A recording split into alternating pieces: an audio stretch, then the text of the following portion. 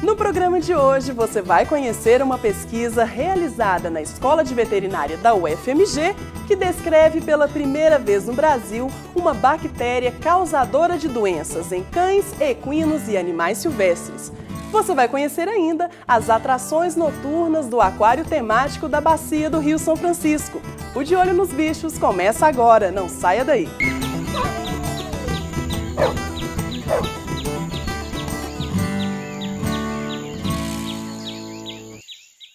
Está aberto o calendário de visitas noturnas ao aquário temático da Bacia do Rio São Francisco, ligado à Fundação Zoobotânica de Belo Horizonte. Os visitantes têm a oportunidade de observar cerca de 60 espécies de peixes da Bacia do Rio São Francisco, muitas delas de hábitos noturnos, como o dourado, o surubim e a piranha. A nova repórter do De Olho nos Bichos, Beatriz Vale, foi conferir.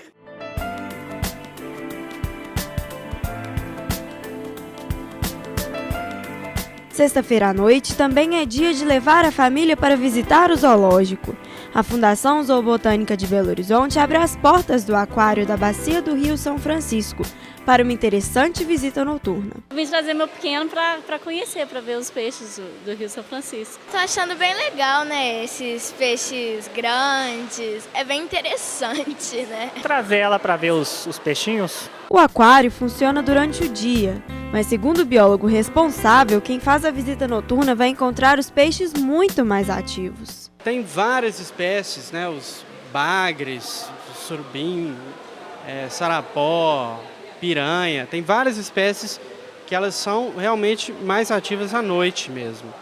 Então, o surubim, que é o maior peixe que a gente tem aqui, que tem mais de 1 metro de comprimento, a maioria das pessoas que vem cá durante o dia não consegue ver, porque ele sempre fica escondido. E aí, das 5 horas da tarde, ele sai, fica nadando.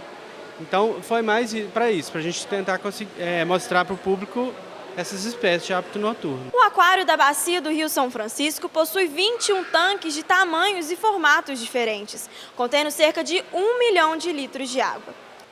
O complexo é muito importante, pois abriga mais de 80 espécies naturais do Velho Chico, espécies inclusive ameaçadas de extinção. Ameaçada de extinção aqui no aquário, a gente tem o pirá, né, que é uma espécie que só existe no São Francisco e não tem nenhum outro parente próximo no mundo. Fora o pirá, que nós temos espécies de peixes anuais, que são os chamados rivulídeos, que ocorrem no norte de Minas, na Bahia, que são de poças temporárias. Então, os adultos vivem na época das chuvas e quando as secas vêm, todos os adultos morrem e eles deixam ovos de resistência.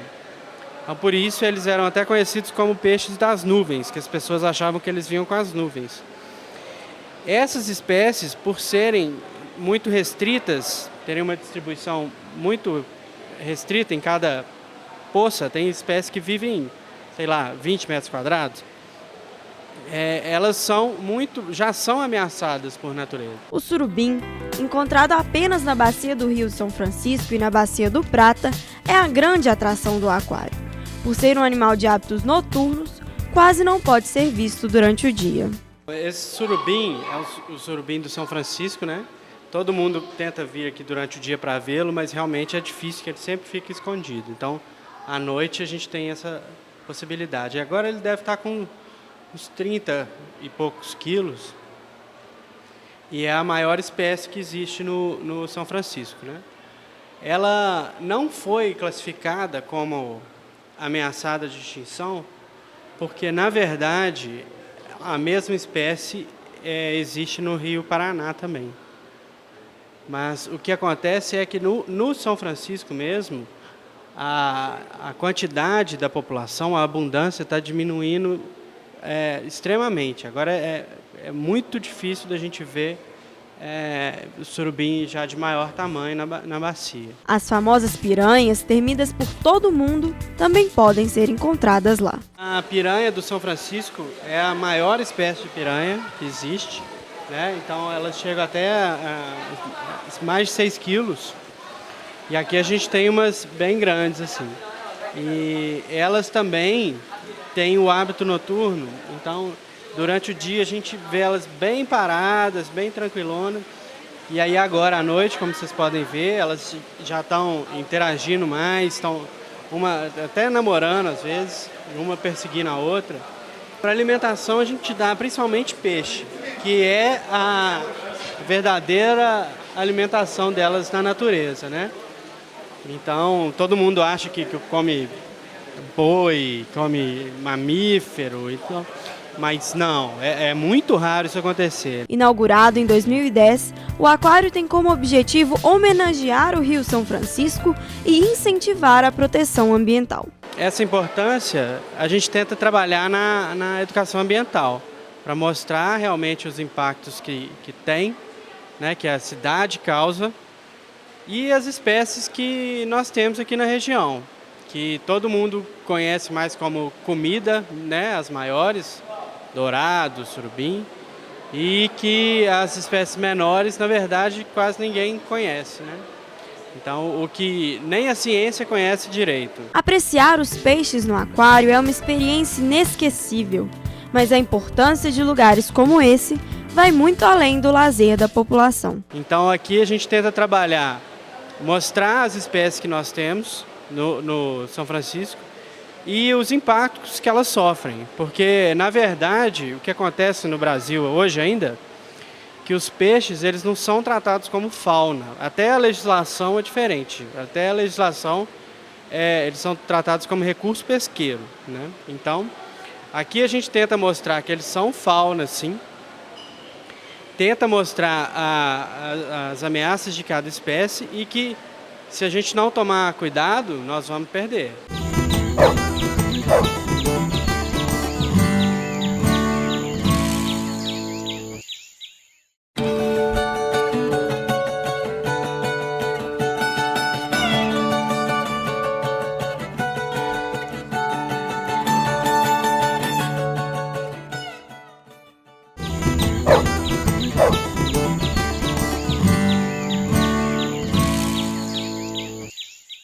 Estamos de volta! Uma bactéria nunca antes registrada no Brasil foi tema de uma pesquisa do Departamento de Medicina Veterinária Preventiva da Escola de Veterinária da UFMG. O micro-organismo causador de diarreia em animais foi descrito pelo pesquisador Rodrigo Silveira. O trabalho realizado pelo pesquisador Rodrigo Otávio no Laboratório de Anaeróbios da Escola de Veterinária da UFMG inaugurou os estudos de uma bactéria pouco conhecida no Brasil. Iniciei uma pesquisa com Clostridium difficile, que até então era uma bactéria que teoricamente não existia como causadora, pelo menos, de diarreia em animais domésticos no Brasil. A gente começou os estudos com o suíno e um pouco no final do ano de 2011 a gente teve resultados que confirmaram que a doença ocorria em suínos e mais do que isso, que ela era a principal causa de diarreia não controlada em leitões, principalmente leitões neonatos, até 7 dias de vida. A pesquisa revelou que a doença poderia ser fatal nesses jovens leitões, causando prejuízo aos produtores rurais. Com esse resultado, Rodrigo passou a pesquisar a atuação da bactéria em equinos e animais silvestres carnívoros. Em equinos foi um achado muito interessante, que o desconhecimento da ocorrência dessa doença por veterinários e por proprietários de equinos fazia com que a doença fosse erroneamente tratada e que vários animais viessem a óbito de forma apenas pelo não reconhecimento e não diagnóstico da doença. Feito isso, a gente decidiu partir para avaliar espécies silvestres de vida livre, aves, mas principalmente carnívoros silvestres, como lobo, guará, jaguatiri, onça pintado, para tentar entender se esses animais poderiam veicular essas cepas para humanos e animais, se eles poderiam ser portadores e então veicular essas cepas. E a nossa surpresa foi ter encontrado, durante esse processo, que esses animais sim poderiam abrigar as cepas, mas mais do que isso, eles poderiam adoecer ao adquirir essa cepa no ambiente. Então a gente contou pela primeira vez no mundo uma jaguatirica com diarreia por Clostridium difficile. Para avaliar a presença da doença em humanos, uma nova fase da pesquisa foi iniciada com a colaboração do Hospital das Clínicas.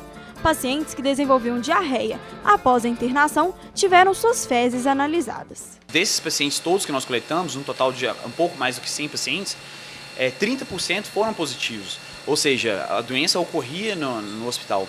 E a gente percebeu que a dificuldade de controlar a doença num hospital era justamente pela ausência de testes de diagnóstico com alta sensibilidade, ou seja, os testes não tinham uma boa capacidade de identificar uma pessoa positiva.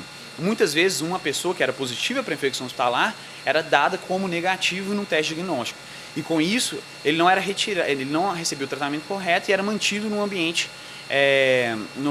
hospitalar sem proteção adequada para a infecção hospitalar, fazendo com que a doença disseminasse no hospital. Nós vimos que nós estávamos deixando passar cerca de 35% das infecções pelo Clostridium. Então, essa foi a grande contribuição da pesquisa no nosso meio aqui no Hospital das Clínicas.